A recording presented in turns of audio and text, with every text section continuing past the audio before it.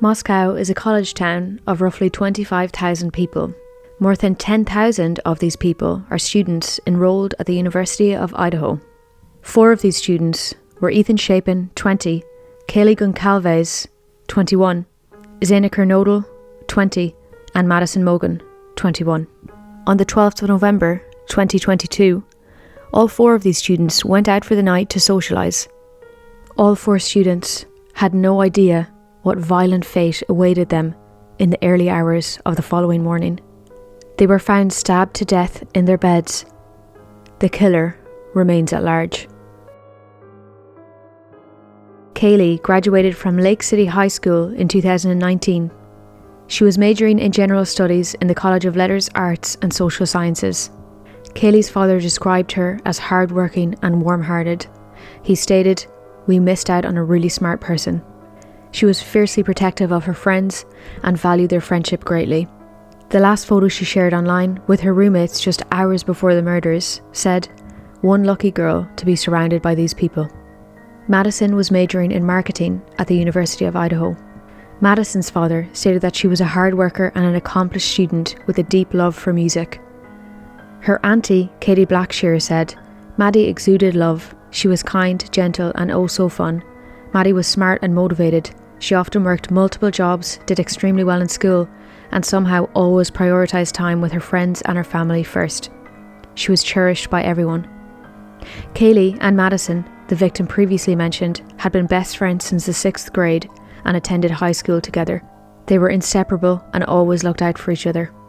Xana was a junior, also studying marketing. Her sister described her as being so positive, funny, and loved by everyone who met her. "You rarely get to meet someone like Xana," Jasmine said. "She made me such a proud big sister, and I wish I could have had more time with her. She had so much life to live." Xana had been dating Ethan, one of the other victims, who was also murdered in the early hours of the 13th of November. Ethan was described as a kind, loyal, loving son, brother, cousin and friend by his mum Stacey. He was a freshman majoring in recreation sport and tourism management, and he was also one of a set of triplets. His friend said, "Ethan was truly special. I don't think I have a single video or picture of him where he isn't cheesing ear to ear or doing something goofy." Another friend stated, "He always had a smile on his face. None of us can accept this has really happened to such an innocent individual." On Saturday, the 12th of November, all 4 students got ready to head out for a night on the town. They all shared a 6-bedroom house together, along with 2 other roommates, the sole survivors of the gruesome attack. Madison and Kaylee decided to go to a local bar called the Corner Club, leaving at roughly 1:30 a.m. They also stopped at a late night food truck afterwards, where they were seen chatting with others while waiting for their food. Video footage of the girls at the food truck show them interacting with a male. Their interaction appears somewhat hostile, as fingers are being pointed.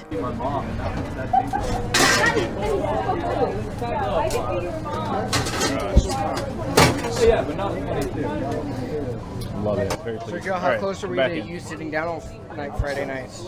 I mean, that was a solid rush. It's a good thing that it ended, but this is Friday and Saturday in a row. They got you down around 1, so I'm liking it. I'm liking it a lot, guys. Guess he's gonna.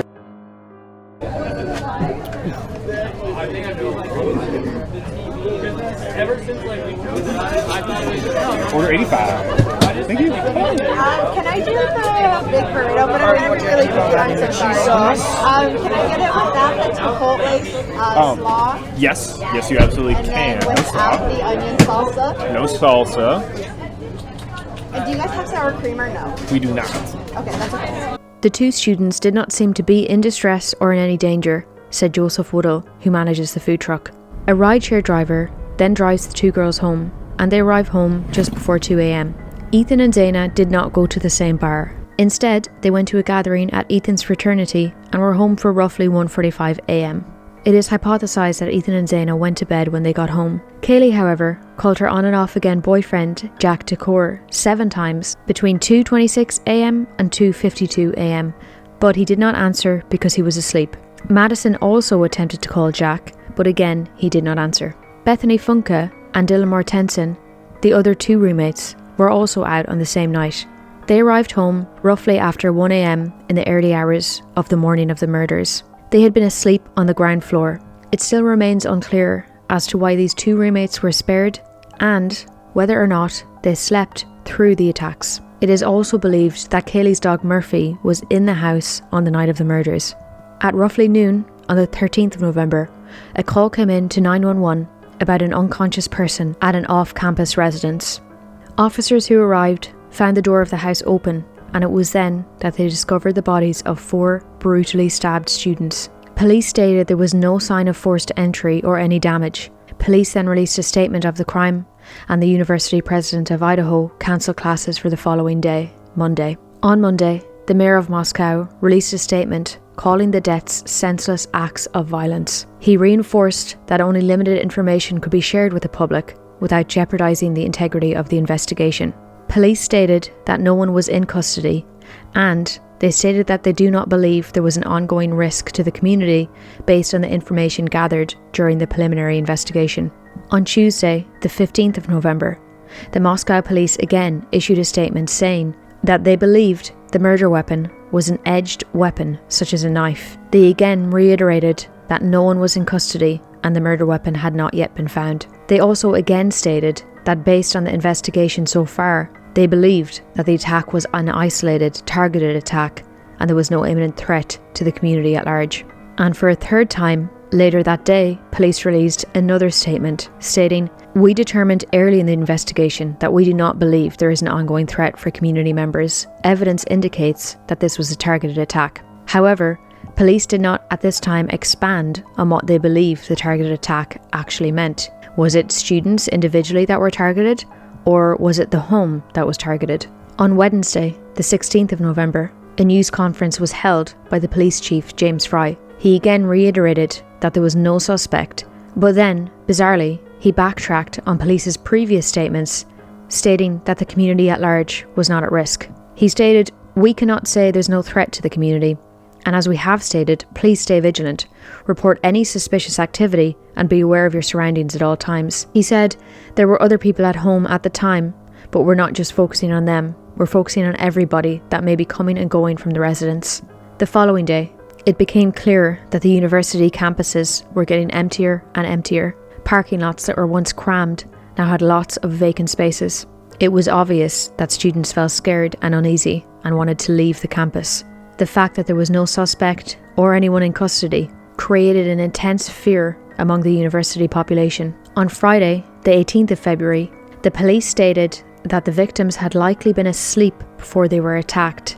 By this stage, detectives had conducted 38 interviews with people who may have had information about the murders and had taken the contents of 3 dumpsters near the house in case they held any evidence. They also inquired with local businesses as to whether any recent purchases of a fixed blade knife had been made. Investigators then also released a map and timeline of the victims' movements on the weekend of their murder. The coroner stated that she saw lots of blood on the wall when she arrived at the scene. She confirmed there were multiple stab wounds on each body, all likely from the same fixed blade knife weapon, but the coroner would not give details about the location of the wounds or the number. On Saturday, the 19th of November, the police went back to the crime scene for at least 2 hours in an attempt to expedite everything that might possibly lead to a suspect. A county prosecutor, Bill Thompson, stated, "I wish we had more answers." On Sunday, the 20th of November, 1 week after the murders, authorities still had no suspect and no weapon. By this stage, police had received 646 tips and had conducted over 90 interviews. They had a substantial amount of evidence and information to sift through. When the police chief was asked who placed the 911 call, he refused to answer, saying only the call came from the phone of one of the surviving roommates. He would not confirm which one had placed the call. He again confirmed there were other friends that had arrived at the location, adding that the person who called 911 was not a suspect. As time has progressed, so have the tips. They have also collected 103 pieces of evidence from the crime scene itself, conducted over 100 interviews, and taken more than 4,000 pictures of the crime scene. It is understood that some of the 103 pieces of forensic evidence from the crime scene has been returned to police. However, they have not made any statements regarding DNA or fingerprints. What is hypothesized is that the killer likely entered the house between 3 and 6 a.m. through one of the sliding doors to carry out the gruesome murders. Kaylee and Madison were murdered on the 3rd floor whilst in the same bed, and Ethan and Xana were murdered in a bed they were sharing on the 2nd floor. None of the victims showed any signs of sexual assault according to the coroner's report, and a motive has not yet been identified. This raises the question, who could the killer possibly be? It is clear that at this point authorities do not know who is responsible for the killings, but they have ruled out quite a few suspects, which has made the families of some of the victims understandably quite irate. Kaylee's ex-boyfriend Jack, who she had been ringing on the night of the murders, have been ruled out, as has the man seen talking to Kaylee and Madison at the food truck, and also the person who drove the 2 girls home, as well as the surviving 2 roommates and the friends summoned to the house by the surviving roommates on the morning of the 13th of November. There is also no evidence of a murder-suicide. Police said they do not know if the murderer fled or is hiding in plain sight. Former FBI profiler Jim Clemente said that he believes the suspect is a younger man and a first-time killer who knew at least one of the victims.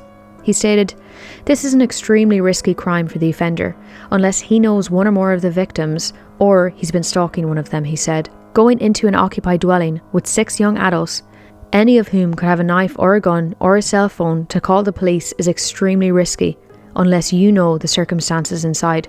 Kaylee's father Steve expressed his frustration with the police, saying that he wasn't being updated regularly about new developments. Let's stop playing games, guys. I need somebody to step up and be an alpha. Be somebody to be a leader. Don't make me do it. I don't want to do it. He doesn't have to go up those steps. Their points of damage don't match. I'm just going to say it. It wasn't leaked to me. I earned that. I paid for that funeral. I paid for that. It's my right. You ain't taking that from me. Calm down. If you don't want to say nothing, that's your bet. But don't say I'm leaking anything. I paid that bill. Sent my daughter to college to get an education. She came back in the box, and I can speak on that. Most recently, investigators announced on the 7th of December that they were searching for the occupant or occupants of a white 2011 to 2013 Hyundai Elantra that was seen in the immediate area of the home of the victims in the early hours of the murders. The time of the vehicle's sighting matches when the victims were stabbed to death in their beds.